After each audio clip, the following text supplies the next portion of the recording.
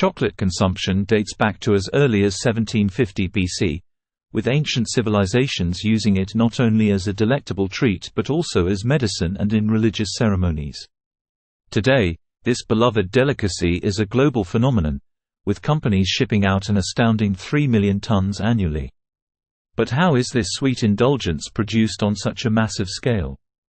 Our journey begins in Africa, once home to the Mayans, the first to unlock the secrets of the cacao tree.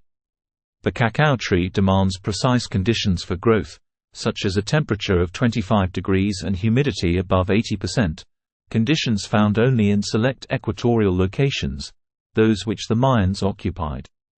The majority of the world's cacao supply hails from this region, and the harvesting process hasn't changed much since the Mayan era. Due to the delicacy of cacao trees, the pods must be manually cut off, a laborious task. The beans are then extracted by hand, as they don't simply fall to the ground.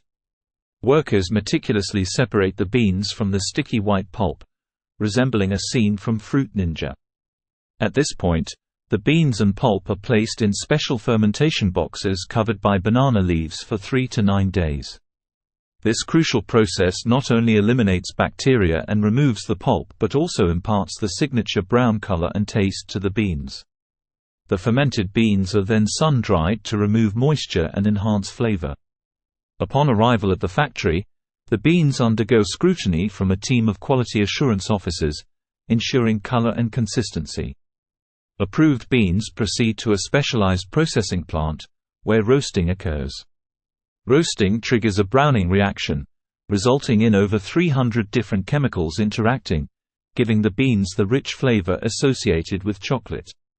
Post-roasting, the beans are winnowed to separate the nibs from the husks, leaving precious nibs ready for the next stage.